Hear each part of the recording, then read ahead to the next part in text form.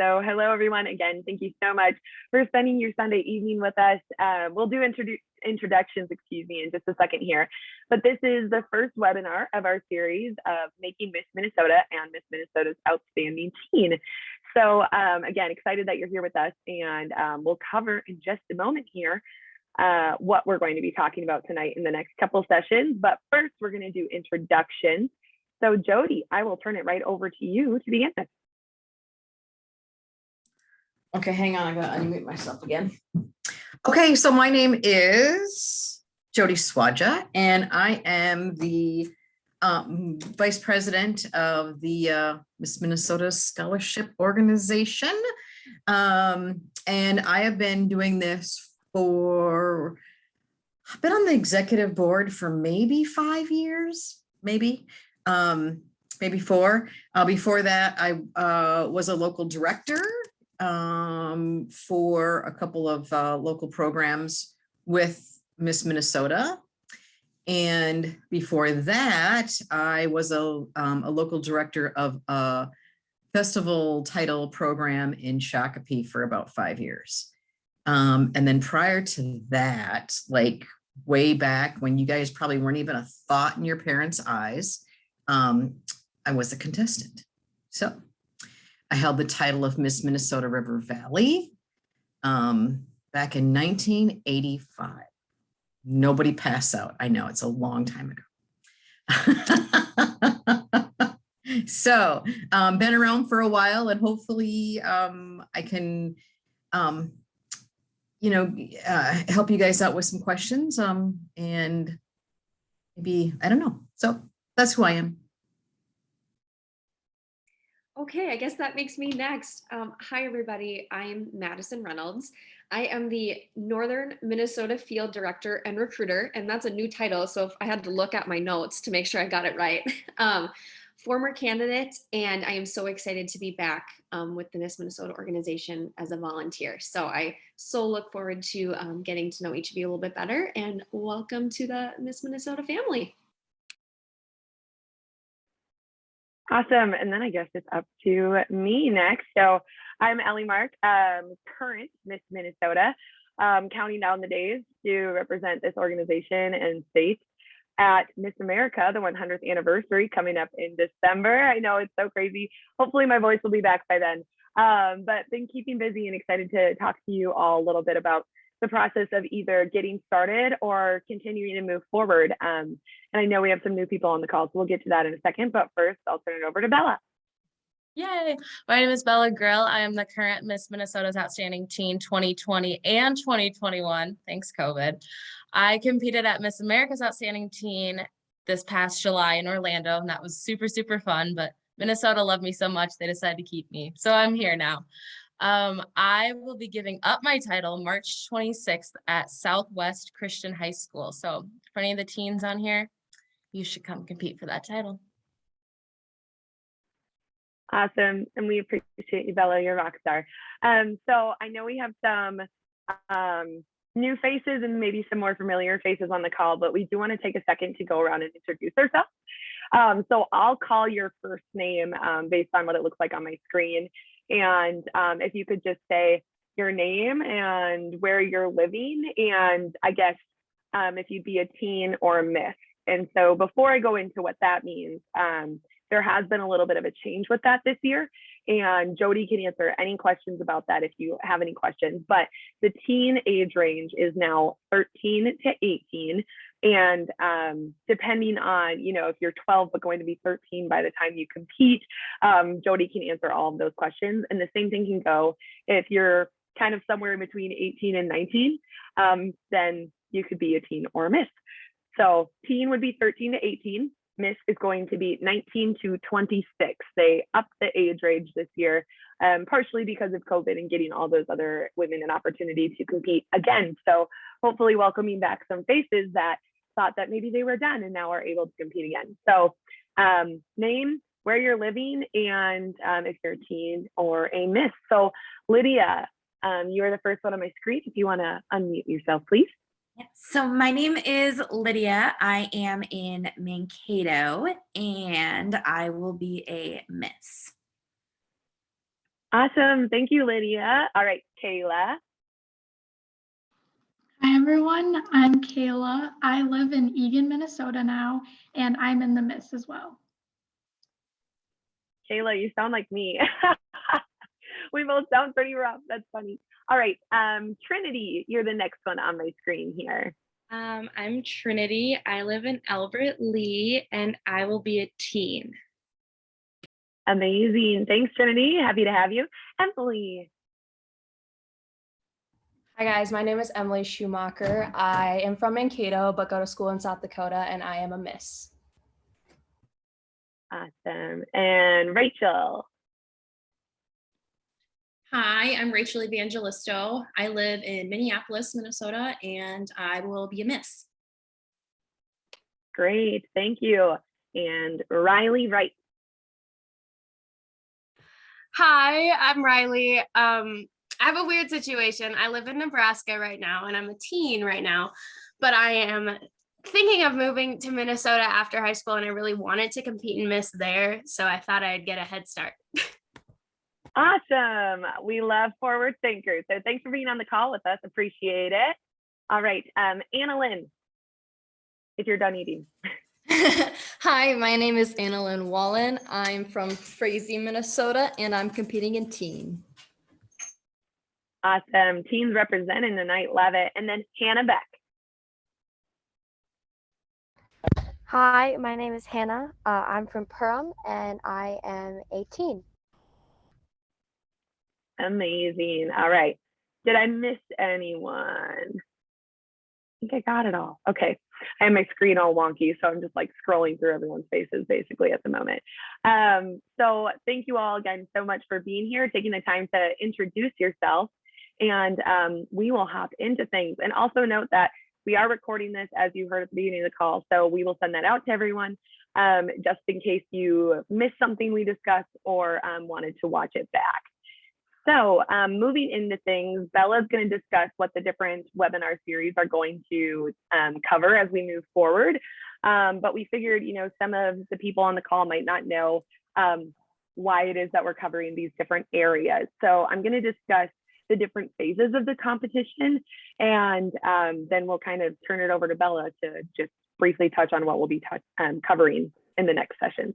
So for every person, regardless of their age within this organization, you are going to compete in interview and on-stage question, as well as talent and red carpet or evening wear, think evening gown, whatever it may be, but just some different titles around that, depending if you're a teen or a miss. So that's interview, an on-stage question, talent, and that red carpet or evening wear. And then if you are a teen, you'll be competing in lifestyle and fitness. They've been changing up the way that they're doing that at the national level. There used to be a fitness routine everyone had to do. So we'll see how that impacts the states as it's kind of shifted more to talk about how you are living and more of that modeling fun side of things. But the Miss do not compete in that. And kind of to replace that, we have a social impact pitch. And we'll touch on the social impact initiative, but basically you're going to cover what it is that you want to accomplish with what is important to you when it comes time to taking on the title. So Bella, if you would discuss what we are going to be talking about in this series coming up. Yes, so this is super basic, pretty simple. In order to compete at a local, regardless of being a teen or a miss, you have to have a resume and a social impact initiative. So that's what we're going to cover today, and Ellie and I will go through that whole thing. The 24th, we're going to talk about marketing and branding yourself. So as the job of Miss Minnesota or Miss Minnesota's Outstanding Teen, you are very much in charge of how you brand yourself and how you promote yourself. And this is the same with a local title. Basically, it's all just simple, how you promote yourself. So we're going to be talking about that. And then on the next one, we're going to just be giving you guys interview tips that I have decided on and that I think are super helpful for teens. And Ellie's going to cover what she thinks is super helpful for Miss. Yes, very basic. Plus my sister, she just brought me some tea. She's listening to me up here and she's like, you sound awful. So thank you, Bella. Yes, so that's the 10th, which is today, October 24th, and then November 7th. And they're all Sundays, all going to be at 6:30 I believe we're going to try to use the same link, but if not, we'll continue to send them out to everyone who's reached out to us, and we have all that emails, and all of them will be recorded. So if you can only make tonight's and not the next few, but you still want to see what we talk about, we will send those out. And then even moving forward from there, things get a little busy for me, if you haven't heard, but we're hoping to potentially cover other ones as we get ready for the state competitions and other locals come next spring. So with that being said, we're going to jump right into what we're here for, which is the why of our resume. So Jody, will you please take it from here to discuss that? Will. So I only have one. I have one other question. So if somebody's going to be if somebody comes in late and they're in the waiting room, how the heck am I going to know? Anybody know the answer to that? You should be able to open participants, maybe. Yeah. And it should be under there. Yeah. If somebody's waiting. You'll get a little notification that someone has entered the waiting room, and you'll be able to admit them just from the meeting. Okay. Sorry. All good. Yes, I am electronically challenged. That was that, old business. Okay. So why we are starting here. So one of the reasons why we are starting at resume and social impact is because this is the first thing that the judges see, right? So when the judges are all sent out packets, and within that packet, they have your picture first on their first page. And then when they open it up, you have your resume on this side and your social impact initiative on this side, okay? So these two pieces of paper are right next to each other, and they kind of read like a book, right? And so what's important about this is the first glance that they get into you and who you are. And what's really, I can say from a judge's perspective, it's really fun to see, because there isn't much of a format anymore. And so now you really get to see how creative someone can be. Are they using color? Are they, is the typeset that you choose, is it readable, right? Or is it too funky that you can't read it, right? But so did you draw the two pieces of paper together with a border around all of the pages, or is there something that ties the two pages together, such as some people had like a yellow border around both of their pieces of paper, somebody else had red, and so it ties them together. And when you're looking at 30 different resumes, you want yours to stand out. So what can make your resume stand out? You want to think about that, right? Because again, this is the first piece. You think about, we didn't talk about photo, but your photo is something that's also, again, the first thing that they see. I will stress with that you use a current photo. You use something that looks like you, not something old. Make sure it's you. If you color your hair or something like that, update it.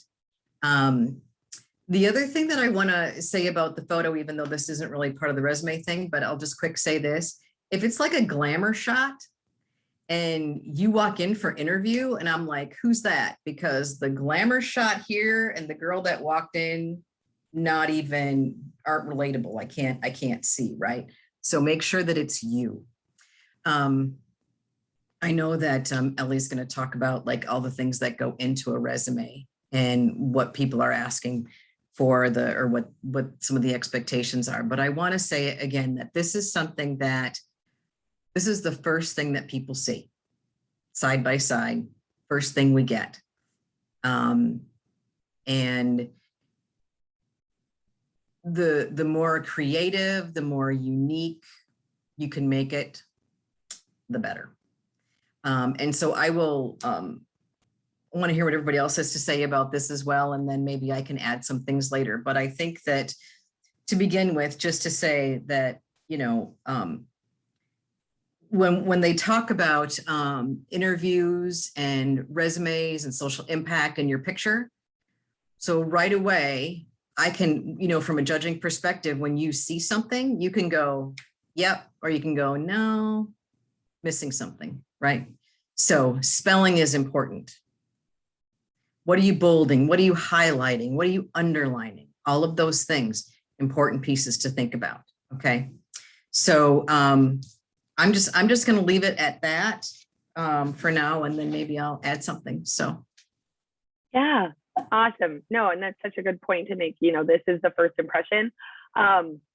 We got at our Miss America orientation, we've had to turn in a lot of different paperwork kind of randomly and sporadically throughout as needed leading up to the competition. And we were told by the CEO of Miss America that some girls had misspellings on their Miss America paperwork and things like that. And that's not the first impression that you want to make with the judges, as Jody mentioned. So yes, well, I'll talk about it. And then if Jody, you want to add something, of course, that would be awesome. We'd love to hear more from you on that. So first, we're going to talk about, actually building the resume and what the instructions are.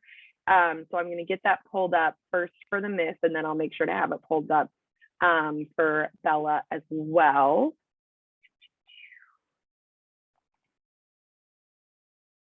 Okay. Thanks for bearing with me, guys. Here we go. So this was the state candidate instructions for the resume, and we will be sending this out with the link and everything as part of a recap too.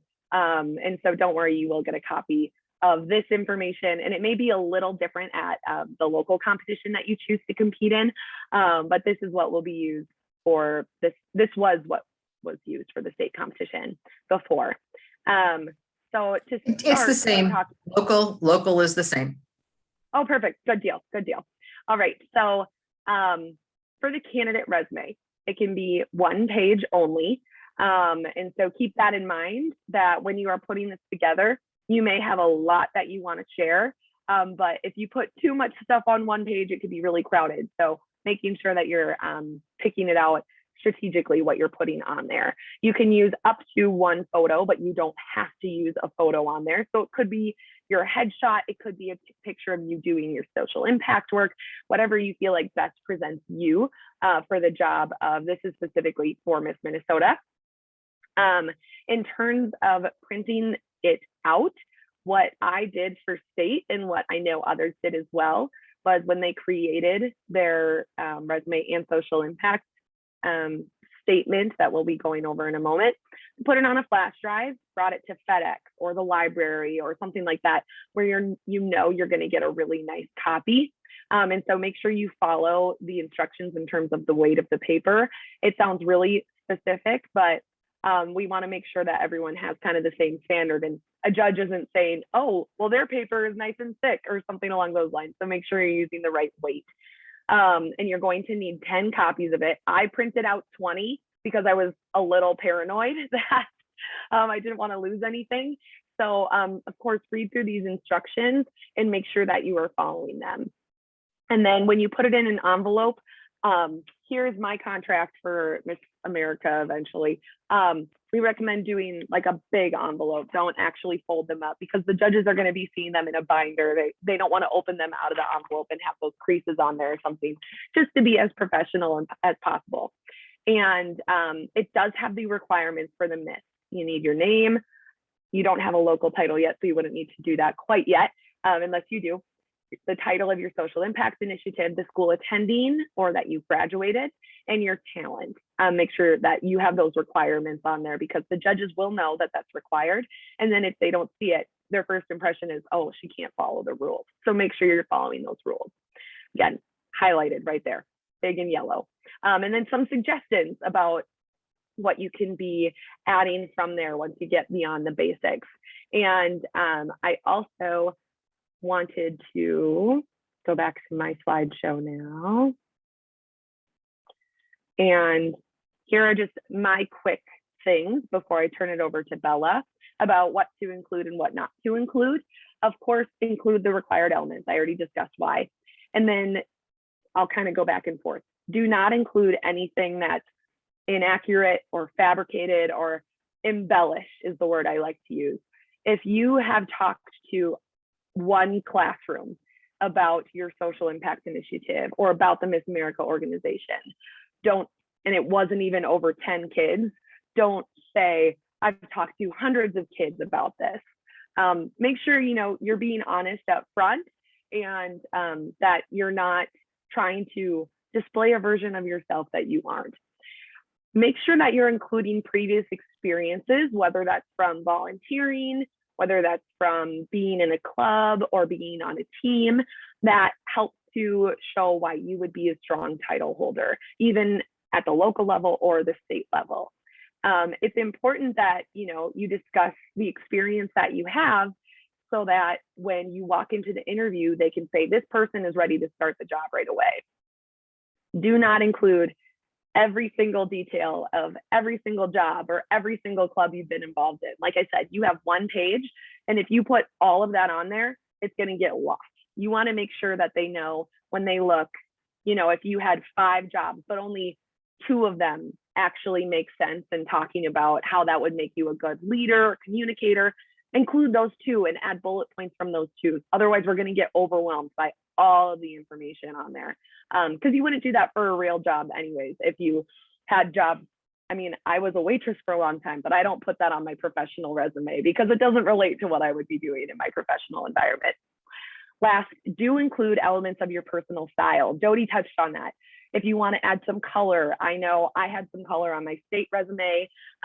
You can have that one picture and help display that, or the fonts. That's important too. If you like certain fonts and don't like other ones, making sure you're including the ones that appeal to you and match your personality. It makes me sad when I meet someone and they are bright and bubbly and cheery, and their whole resume is very serious and all dark and has a very serious tone. I'm like, oh, this is not who I thought I was going to be meeting when I was reading this, even if it is for a job or for the job of a title holder. And then I touched on this, but don't include things that you think other people want to know. I put they want in quotes because you don't know who they are. You don't know who the judges are going to be when you're making your paperwork. You don't know what it is exactly that they're going to be looking for. So just be true to you and make sure you're including those elements of your personality into it too. So, sorry if you can hear my computer like being mad at me. There we go. At this point, I will turn it over to Bella. And Bella, while you get talking, I will pull up the resume requirements for teens. Perfect. I'm sorry if you hear my dog barking in the background. I think he's fine now, but he says hi. So the basic resume things where it talks about like the one page, the paperweight, all of that is the same for teen, except when you go to orientation, you don't need to bring the 10 copies. Typically in the past, you give your platform and resume electronically to your local director, and they will upload it to the local portal, which is where the state will take it. So I'm pretty sure that's how we're doing it this year, but I'm not completely sure on that one. And so, yeah, so that's all the same. So then following with the suggestions, it says current grade in school. I personally never put my grade or my age on my resume. Now, everyone feels different about this. When I competed in, was I 15? I didn't really want the judges to know I was 15, only because sometimes they think, oh, a 15-year-old, like the maturity level is not the same. And sometimes if they think that, they might have a weird thing going in there, but it's a total personal thing. That's just how I feel about it. Some other people may be like, oh, I'm a senior, I want to put that on there. You go for it. The best way that someone has described a teen resume is if you're applying to college. So I'm applying to colleges right now, and they don't want to hear the fluff about you. They want to hear what makes you you. So when I went to Miss America's Outstanding Teen, I spent months on my resume trying to figure out how to get all this information into one. So I made sure to put my Scholastic Achievements on there. So if you are in like the national or the Merit Honors Society or whatever that is, if you're in that, put that on there. Some girls put their GPA on there, anything about that. regarding your high school things on there. And then the next thing you want to put on there is achievements that you've done. So I won an award through the Minnesota State High School League, so I made sure to include that. And just your basic school stuff to kind of brag about how good you are. And then the next part that I had on there was your interesting facts. So you can put on there like, oh, my favorite color is blue. I love to walk my dog. But those are so basic when it comes to interesting facts that the judges kind of don't care. So one of the things I put on mine is I love to play pickleball. And when I went to MAO teen, the judges were like, okay, what is pickleball? Like it got a conversation started. So if you can go out of the box and think of, oh, I can hold my breath underwater for a minute or something weird, like, oh, remember that one girl who could hold the breath, like something memorable. That's really what you want for your activities or your interesting facts, stuff like that. And then you also want to include anything about your social impact on there. So I just had probably like half the page about my social impact. You want the real meat of it. You don't want the fluff about maybe how you got there, how it's impacted your life, all these things. You truly want to get to the point on that, because you can give all the fluff when you give your social impact paper. That's just where you want to say what your social impact is. And then I also put on mine a little bit about my talent. So I danced with the song Humble and Kind, and I talked about how it related to my social impact, Healthy Habits for All, and like how crazy the world was. And in my interview, they actually said, I loved how you connected your talent to that, because now when we went into the competition at MAO teen, they were like, oh, this all makes sense. Like those little connections make you really memorable, because you truly just want to put you and yourself on a paper. And I think that might be it for all that I had. Yeah, just like college resume, and then try to get rid of the fluff in it. As long as you have like the meat, the true interesting stuff, that's all that they truly care about. And yeah, just be yourself. Don't over exaggerate, like Ellie said. The one thing I had too was when I competed at my first local, I had no experience with my social impact. And so instead of being like, oh, I went and did this, this, and this, I just excluded that, and it made no difference because I still won that local. So if you are brand new to this, don't feel like you're going into it being like, this person has this, this, and this. Like, just show them who you are, because they can get a very good feel for how bubbly you are, how interesting you are, solely based off of your resume. That's all I got. I want to be taking notes for Miss America over here. Thanks, Bella. That was awesome. Welcome. She's like, I'm amazing. I know. That's why I'm outstanding. No, she's amazing.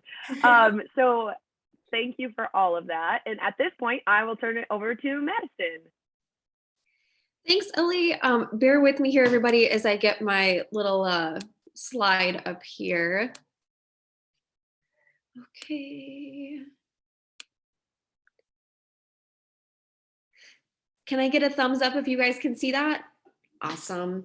Okay, so a little bit of background about me. I used to work in career services. And so my viewpoint on these resume tips is really coming from business side of things. And as you've heard us talking about, this really is a job that you're applying for. The job of Miss Minnesota and the job of Miss Minnesota's Outstanding Teen, they require a lot of things of you. And so really what we want, what we've been talking about, and what I'll reiterate is you really want to get the meat and potatoes on your resume. So like Jody mentioned, the resume's changed a little bit since I was a candidate. And so really the beautiful thing about this new resume format is you choose what you want to highlight. And so if that's your education that you really want to highlight, put that first. If it's your work experience that relates to the job of Miss Minnesota or Miss Minnesota's Outstanding Teen or your social impact initiative, start with that. So really, again, it's what you want the judges to know about you and what's going to make you memorable. And in regards to activities and accomplishments, this is something that I really want to challenge you all to think deeply about. One thing that I encountered a lot when I was helping students and even adults with their resumes is that they don't think they have the meaningful experience that they actually do. So Ellie, you mentioned you were a waitress at one point. There's so many things that you do as a waitress that tie to being Miss Minnesota. You work well with people, you're a team player, you can handle yourself in stressful situations. So really think deeply about any work experience that you have, whether that's an actual job, a sport, a club, volunteering. Really think deeply about the things that you do and how that can help you as Miss Teen, Miss Minnesota, etc. One other thing that I really like to emphasize with resumes is reading the job description. So if you were applying for a job as a secretary, for example, you would look at the job listing and say, okay, they're looking for someone with X, Y, and Z. Okay, well, how are you going to match that in your resume? So sometimes judges are going to be looking for some sort of keywords.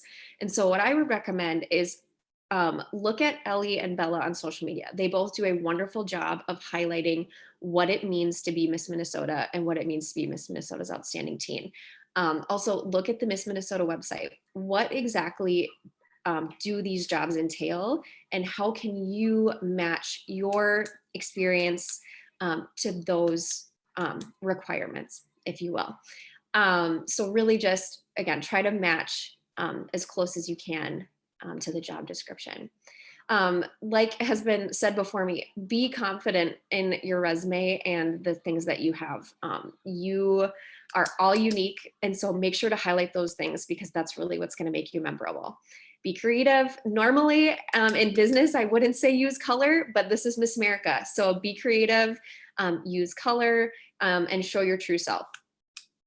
One other thing is make them want to know more. Like we've been talking about, you don't want to put everything on your resume, really just those meat and potatoes, because they're going to ask you things in your interview about what you put on your resume. So with that being said too, really list the things on your resume that you want them to ask you about in your interview. And most of all, be memorable. Share your true self. You know, I used to have something on my resume about how I can say the alphabet backwards in less than 15 seconds. Every interview I did, they asked me to do it. So really try to make yourself memorable, and you'll all be great. This is a really unique opportunity to show the judges your creativity and who you are.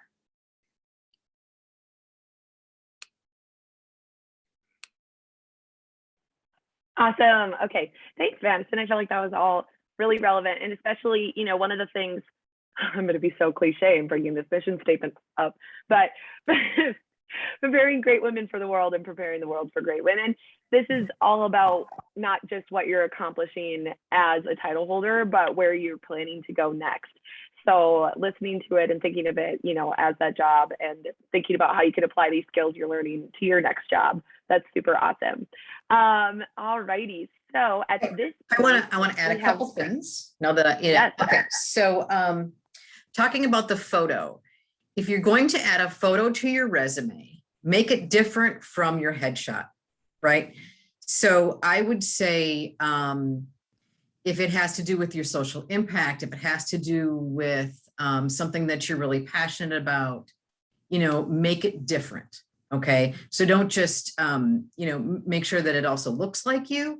But if it's you doing something that you like. So this is your headshot is this part, and then on your resume, because the other thing about, you know, the picture on your resume is probably about as big as these squares, depending upon what kind of computer you're looking at. So what message does that send? What is it? So like, if I wanted everybody to know that I'm in love with the Vikings and we actually won today, I might actually put myself in a Vikings jersey on my, you know, on my resume. So then they would know I'm all about that. I'm all about football, right?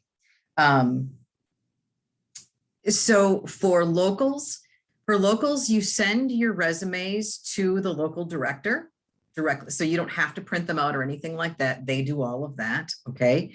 And that you would write on there what title you're competing for. So it says name, local title. So whichever one it is, let's see, coming up is Miss Northland. And then your talent, if it's, so sometimes people just write it's a jazz dance or something like that. I'm playing an instrument, vocal. You don't have to say everything about the talent. You don't have to say, in the past, they would want to know who the more detail about the song and all those other things. And now you can just write vocal, or you can just write dance, or whatever you want to do. With your social impact initiative, I would say just the title is fine. And then it does say schooling. And I think that would be, where it says where you're currently attending.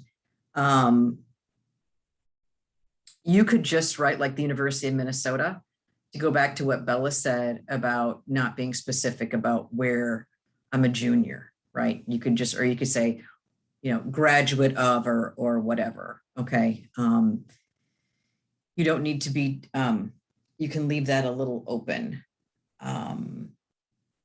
So I know the other interesting facts come up with some interesting facts. That is the thing that creates your interview. Again, if you don't think you have interesting facts, talk to somebody so they can help you find out what they are. Okay.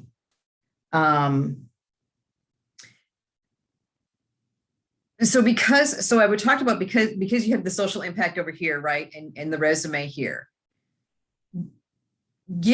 So if you've already worked with your social impact, you want to say that you've raised, $5,000 for mentoring or whatever it is, right? So I know someone who had raised a ton of money, wrote on her resume that she'd raised like $100,000, right?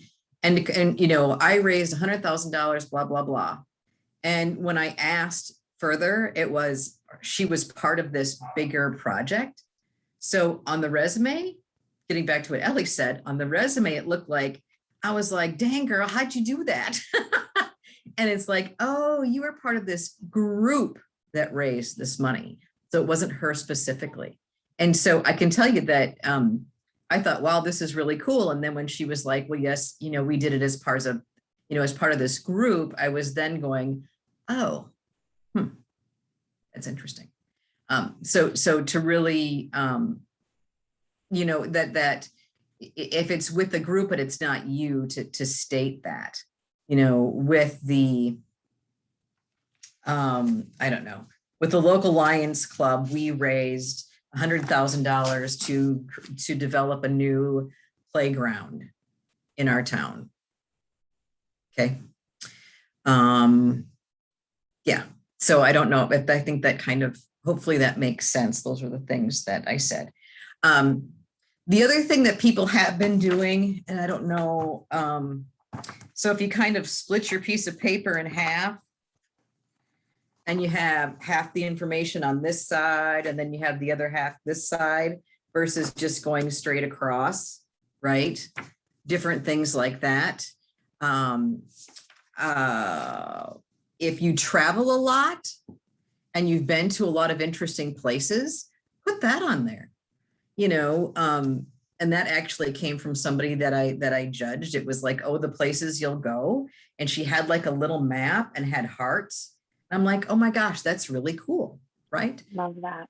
So, yeah. And so things like this that you can think about what's unique to you. If it's, yeah. So I'm trying to come up with some more examples, but hopefully that helps a little. Yeah. And feel free, we're kind of answering some questions and stuff in the chat as we go. And so I want to respect everyone's time and make sure that we answer all your questions, but make sure we cover all the material. And then if you have to hop off or something, again, we'll be sending out the recording. Of course, it's better if you can be on here, but want to make sure that if you have somewhere you need to be, we get to that. So one of the questions in the chat was talking about the 2 pages, but the resume can only be 1 page. That's because one of your, it's going to be the resume 1 page, and then the other page is about your social impact initiative. And so Jody, if you want to touch on briefly why we're covering this. We kind of touched on it, but just to bring it back. You're muted. Yep. Okay. Social impact initiative. And I know that Madison and I have talked about this a little bit in the past. And, you know, one of the things that's important about the social impact initiative is that this needs to be something that a cause that you're dedicated to, not just something that you work during competition time. Okay, that's the biggest thing for me when it comes to social impact initiative. This is something that when this is all over, that you're going to continue to be involved in, that you're going to continue to volunteer with, right? And so it's just really important to think about what are you passionate about, and how can you turn that into a social impact initiative that's going to make sense for you. And, you know, we may want to talk about this again, I think, or talk about it more as we go and develop, because it is such an important part of this whole competition, because this is what's, I mean, you're saying that this is what I stand for. This is what's important to me. This is my, you know, a lot of the competition is about this, right? And so, the biggest thing is it's not just something you do come competition time. It's something you do all the time, right? And that's the biggest thing that I can say about that for right now. Yeah, so true. And I think this will even play in a little bit, Madison, when we start talking about like marketing and branding yourself, is, you know, we can talk about more of the social impact initiative stuff there. But I actually, Madison, did you have a slide you wanted to share on this subject too? I don't, and just like you said, Okay, I'll be talking a lot about how to incorporate your social impact initiative into marketing and branding, because yes, it all meshes together, because like Jody said, this is the heart of what we do, is service to our social impact initiative. So it's ingrained in everything that we do. Awesome, thanks, Madison. And that's going to be our next call coming up here on the 24th. So make sure you come back for that one too, because that's going to have some invaluable information. I have found, you know, Jody was talking about, it is the job, you know, what people ask me what I do, and I say, oh, I'm Miss Minnesota, and they say, what else? I talk about my social impact initiative. So if you want to be a state title holder or even a local title holder, this is really what it's all about. So with that being said, Bella and I are going to go back and forth a little bit about our social impact initiative, how we created / decided on it, working on it, and then we'll briefly touch on, you know, creating that social impact initiative side of your resume. So there's the resume, and then the other sheet is that social impact initiative. So I'll start here and just say that when I first began, my social impact initiative was actually not about mental health. It was about having healthy relationships with our cell phones. And I look back on that and laugh, because one, not because it's a bad idea, I think it's incredibly important, but what happened is people would ask me why I care about that. And I said, because it affects our mental health. And I found that, you know, when I was having conversations with people about what I'm passionate about, the conversation always led back to mental health. And so maybe if you're trying to decide on a social impact initiative, that's a good place to start. You know, where does your brain go when you're just thinking throughout the day? Or what are the podcasts or the music or the news stories that interest you most? And kind of try to find that common cause and find something from there. Now, the other thing I wanted to talk about is when people say my social impact initiative, do I create my own cause, my own nonprofit organization, or do I find one that makes sense and aligns with what I do? When I first started competing, after deciding to change it to mental health and talking about that, I created my own campaign, and it made a lot of sense for me at the time to do it that way, because I was just trying to raise money. I didn't really want any strings attached to what I was doing. I really knew what I had a vision for and what I wanted to do with this t-shirt fundraiser and this branding and marketing and things. But then I realized I wanted to have a larger platform with something that was a little more established that connected to my background in public health and use some of those connections I had made through developing my campaign and connect with this national campaign and some of the work they were already doing. So I've done a little bit of both, and I personally, I love the one that I do now, but I also can see it going both ways. So it's really up to you. There may be an organization you already love and partner with that you want to just continue to promote and support. Or if there's not one out there and you want to have your own freedom in doing so, create your own. So Bella, if you want to add on to that. Yes. So when I first started 3 years ago, my social impact was dyslexia is an advantage, not a disadvantage. And I am dyslexic, so that was just kind of like my fallback, I guess. But when I started, that was not something I was very comfortable talking about in front of people. So it was not a good social impact because I sometimes would be embarrassed about it and I didn't want to share with other people that. So if people asked me my social impact was, I'd be like, oh, dyslexia is an advantage, not a disadvantage. And then it just stopped there. Where now I found something that I'm more passionate about with it, which is health, especially for teens and kids. And so now if you ask me about my social impact, I can go on and on and on about it. But you truly want to find something that you are passionate about, and it's okay to change up your platform. If you find something where you're like, this is not who I am, this is what my mom wants me to do, what my friend wants me to do, it's okay to tell them no. And you can work with organizations like some girls at nationals had like Seeds for Hope. They worked with a national organization as one of their like ambassadors, and that was their platform. But some girls had more basic ones like childhood cancer, mental health. I did not mean to be basic like that. I'm not throwing shade at you. I meant like general ones. Came out bad. But some girls had unique ones, like one of them had something with like menstrual products. So you can go all over the board, but truly find that one thing you're passionate about and don't be afraid to change and mix it up. Awesome. Yeah, that's so important, Bella. Thank you. And I'm really glad you touched on, it does need to be something you're comfortable talking about. I know when I first started, like I said, that wasn't my original social impact initiative. And part of that was because I wasn't comfortable talking about my issues with mental health. And I knew that if someone asked me, oh, why'd you pick mental health as your platform? It's because that's something I struggled with and wanted to help others with. But at that point, when I first started competing, I wasn't yet there ready to talk about it. It doesn't mean that I never got there, because look, I did. But it's just something to keep in mind if you're deciding between different social impact initiatives and one is something that you're uncomfortable talking about.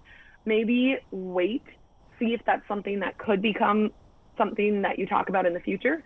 But right now, if you're not ready, that's okay. You know, you do have some time. So I won't repeat myself in terms of, what Jody and Madison already touched on, that this is, the really big part of the job beyond, social media and appearances and things like that. So one of the best pieces of advice that I received, and I'll touch on this in the interview thing we do as well, but is that when you go into an interview or you're talking on your paperwork, whether that's your social impact initiative or your resume, you are not saying, when I am a title holder, I will. You can go into it and say, I'm already doing this, or I'm excited to do this. Not just saying, I'm not going to work on this if I'm not a title holder. Already start working on those things. And if you haven't yet, it's not too late. You can start doing it now. And then when you're talking in an interview, you can say, I'm currently in the process of planning this, because it should be something you're working outside of this time of your life, right? All right. And then writing the social impact statement and the social impact pitch, which I like to call the SIP because I think that's kind of funny. Getting that pulled up here right now. As you're getting that pulled up, I'm going to answer one of the questions that was in the chat quick. It says, how specific should it be, or should it be more broad? This is totally up to you.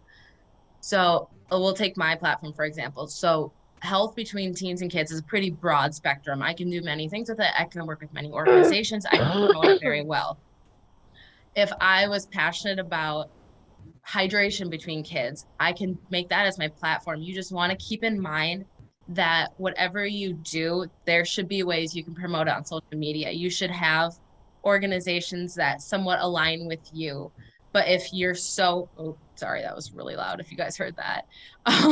If you are passionate about that thing, go for it. Just make sure that you have information and maybe some organizations to help back it up. Did that answer your question? Yeah, and I couldn't agree more with that too, because one way someone put it to me too was that, you know, you may be really passionate about mental health for kids, which was what I really wanted to talk about, was prevention of mental health crises as we get older and talking to kids. And they said, well, how are you going to talk to adults about that? And that's when I realized, oh yeah, well, I want to talk to adults about their mental health too. And so I decided to keep it more broad in that sense. So that's something, yeah, to keep in mind. And that was a really good question and a really good point to make. So the social impact statement, this is going to be, again, one page, and it's very specific as to how it looks. I believe that there's an example on here. It walks you through exactly how to write it out, but what is in it is completely up to you. Essentially, as you go down, it's going to tell you what it can include, not meant to be an exhaustive list, and you don't have to include every single part of this. You want to make sure that you are addressing what you would do if you were a title holder, or what you're currently doing and plan to continue to do as a title holder, should I say, and recognize too that you have the opportunity in this to cover the things that you may not have discussed in your resume about your social impact initiative. Let's scroll down and see. Yes, so this shows you an example of one. And don't copy this, because every single Miss America candidate gets this. So everyone will know if you copy this, including the judges. So this is a really good, I love building off of this though, just to get an idea of the language you should be using and the professionalism. And when it comes to the signature and date here, if you don't print it off, sometimes they can have you do a digital signature. I'm trying to think, sometimes you do print it off. The local director can be more specific in terms of what they're looking for, because I've had to print it and sometimes I haven't. So we talked about that. But yes, so we will get this out to everyone as well. And again, just follow the criteria. They have a lot of good examples of what you can include, or just some starting point ideas, and then reading through it, making sure it all flows together. No misspellings, please. So. All right, anything to add to that part of it? Anyone who is hosting with me? So as far as writing the actual document, you know, one of the things that most candidates do is, you know, somehow they say the first part is, you know, you can either go why it's important globally, then why it's important to you, however you want to flip that up. But you do need to say something about why it's important to you. What brings this home? What hits this home for you? That's what the judges are going to want to know. And again, you have to be willing to talk about it. If it's sexual assault survivors or whatever it is, why is this important to you? And do you want to talk about that? You know, and are you comfortable? Just like, you know, Bella said. So within there, you do want to say globally, who's it affecting? How is it affecting these people? And then, or yourself, and then how it affects you, to bring it personally, what your plan is to do as a local title holder. And then you go on to, as a state title holder, you want to put at least those things into your statement. Jody, I'm going to add some things to what you said. So I have a sponsor, her name is Sarah Beckman, and she helped me with my entire Miss America's Outstanding Teen paperwork. So if you don't listen to a thing we say this entire time, write down this 6 things. So number 1, the first thing you want to put on there is your background. So why you picked your thing. So I had on mine was inspired by my mom and health issues, blah, blah, blah. And that immediate first sentence or first paragraph it gave the judges a heartwarming feeling knowing that like, oh, her and her mom are close. Like bringing your mom into it kind of brings an emotional aspect to it that intrigues your judges. So number one is your background. Number two, if you have an organization you work with, this is the perfect time to input that part of it. So I am a national ambassador for Action for Healthy Kids. So I talked a little bit about what I do with them in the next paragraph and how we work together basically for kids. Excuse me. Number three is why is it relevant? Why is now the time for you to, like, why does the world need your social impact right now? So I talked about COVID-19 had many kids at home and not active, and they don't get the food that they may need and the nutrition. And so my platform and what I'm doing right now is perfect because of COVID-19 and dealing with all that. So why is it relevant? Number four is the major part. So like the real meat of it. So mine is surrounded by the 6 macro habits of health. So I ended up putting the 6 habits bolded, and then I had just like a tiny description underneath them about how this all leads up to my social impact. And then number 4 is give a statistic, or five, I can't read or count. Number 5 statistic is showing in the world today, I think I had like 56% of kids don't eat breakfast. As the job of Miss America's Outstanding Teen, I would help encourage kids to eat breakfast because eating breakfast jumpstarts your metabolism and it will help create a better environment for kids to learn. So with that statistic, they know, oh, there is actual research behind this, or just give them a number to kind of be like, whoa, okay, like this is a true thing. And then number 6 is most people put this in the end, like as whatever the title will be. So as Miss America's Outstanding Teen, I will work with, I think I said Action for Healthy Kids and promote this throughout the whole nation or something like that. So as long as you have the background as to why you picked it, an organization, if you have one, if not, that's totally okay. You can just skip that part. Why it's relevant, why now, and why it should be you. The major part of it. So if you have like the description or whatever, that goes right there. A statistic, and then as the job, what would you do? Those were the best things that could build my social impact. That's really good advice. And yeah, Jody, you were saying along those same lines, and I feel like that helped to just kind of tie it all together and give it that structure. So that's awesome.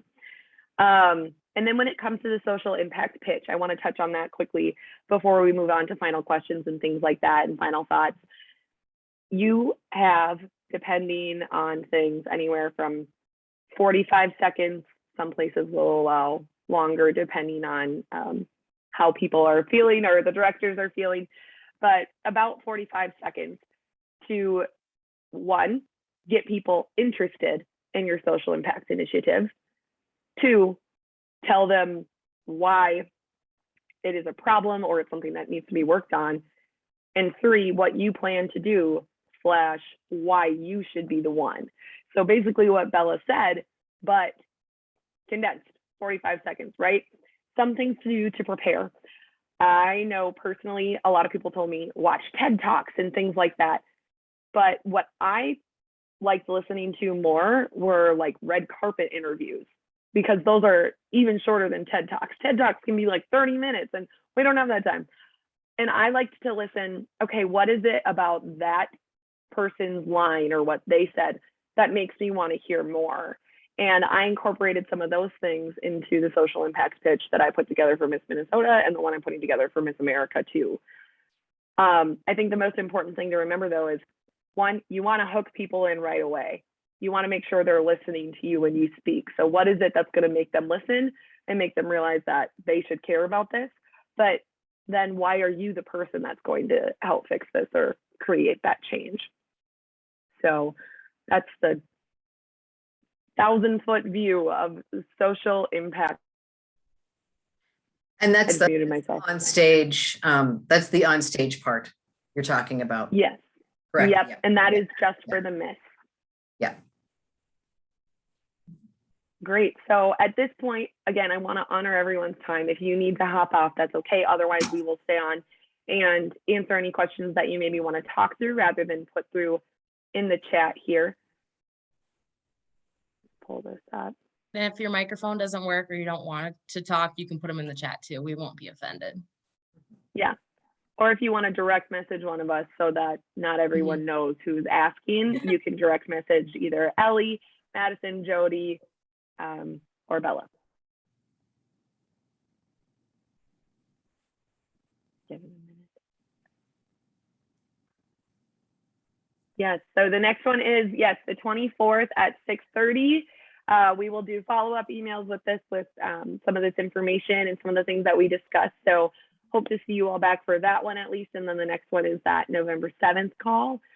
If you have questions in the meantime, feel free to DM us on Instagram. I know that's how I communicate with most people. So I'll put my handle in here. And then Bella, if you want to put yours. Oh, whoops, Bella, I sent it to you. I'm sorry. All right. Oh, Jody, this is a perfect question for you. How do we find info about how to sign up for a local? Oh, yep. Recruiting at missminnesota.org. Perfect. Send it. Now. I put that in the chat too so that you can remember it. And a list of the locals has just been updated on the missminnesota.org website. Nikki Kippers, former Miss Minnesota, just updated that. So you can go ahead and look on there and kind of get an idea of different ones. But Jody is going to be a great place to start in terms of getting you connected with the director, making sure you meet all the eligibility requirements, and getting you set up to go. For the locals, you said? Yes. Is that what you were talking about? Yep. Yeah. So there's a couple still that aren't. I think there's a couple girls from like the Cato area. There's been a couple that haven't been updated yet. Yep. So. Awesome. Great. Well, again, if you have other questions you think of. Oh, yes, go. When is orientation for Miss Minnesota? Has that been decided yet? No. Okay. Just wondering. Nope. Not yet. So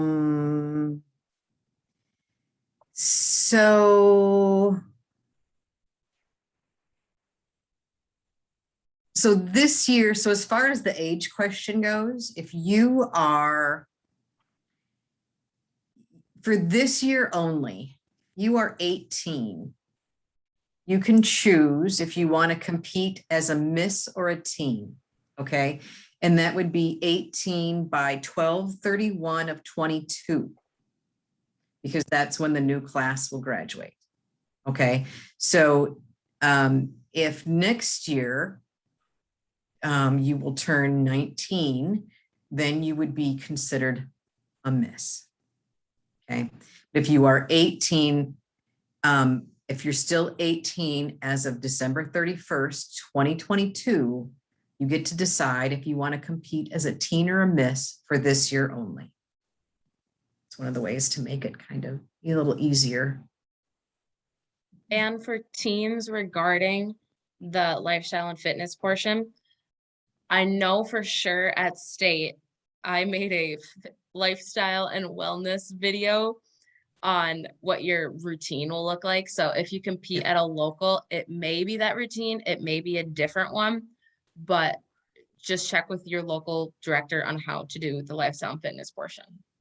I believe Megan has said that they should be all using it now. Oh, at locals too? Okay, cool. Yeah, so then there is a new lifestyle and fitness video. And it does not involve a push-up. Yes. Yeah. So Jody, you said we have to be 18 by December of 2022 to still qualify as teen? You can be 18. No, if you're so yeah, so you'll be 18 this last year. You get to decide where you want to compete. So Hannah, if you're going to be 8, when are you going to be 19? 23. Yep, then you're still a teen. Perfect. Yep.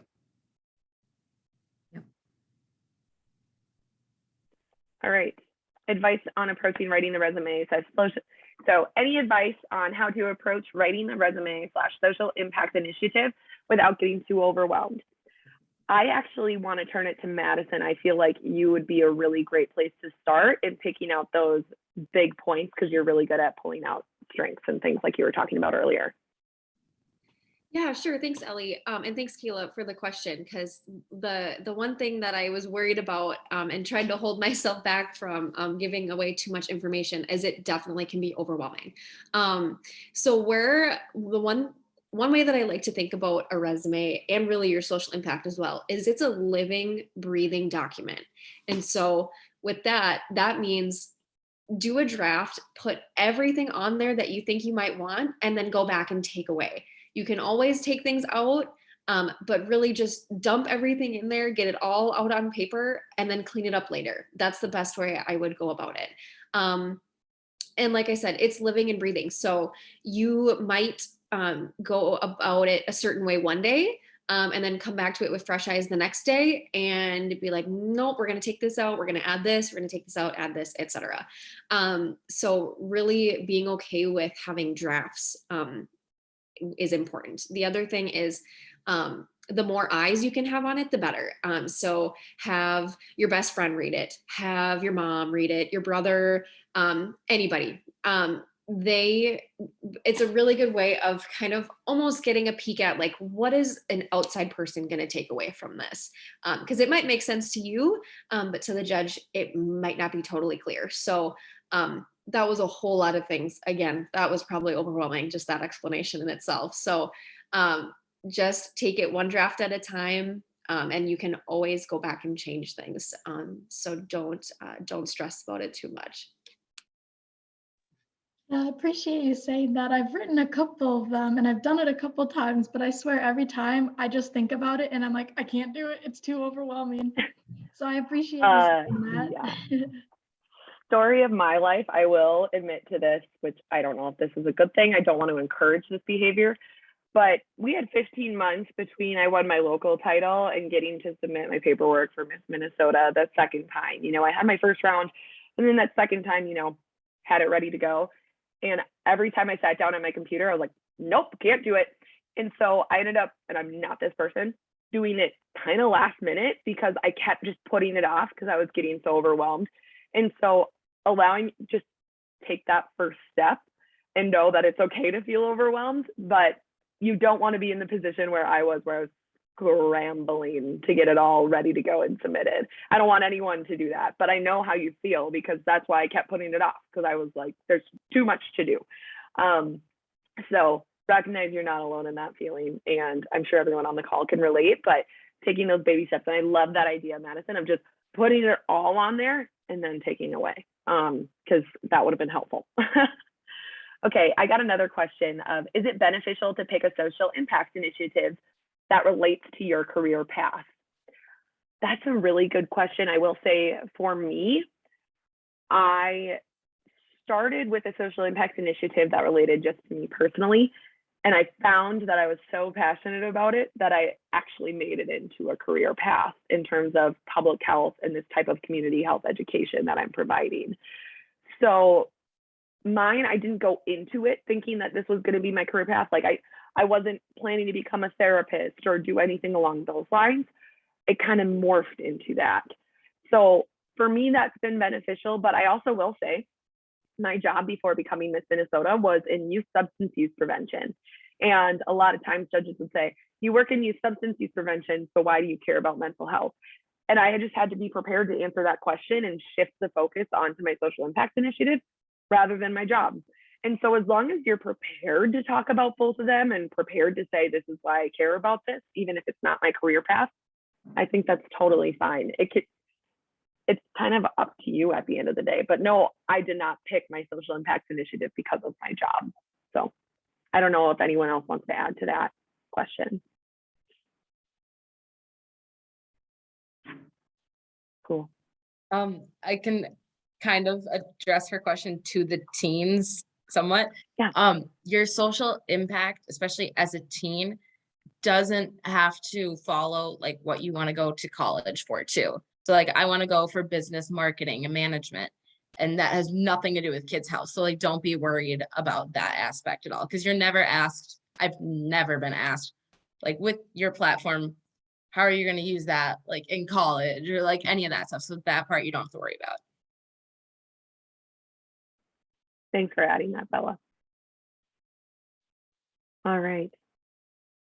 I don't see any other questions rolling in at this point. But again, reach out to us on Instagram. If you are looking like, I'm ready to start, find me a local, email Jody, recruiting@missminnesota.org. It's right there. And yeah, we plan and look forward to seeing everyone on the 24th. Same time, same place. I'm just like, I'm sorry. I've been at an event all day, so I feel like my brain is just done. So I apologize.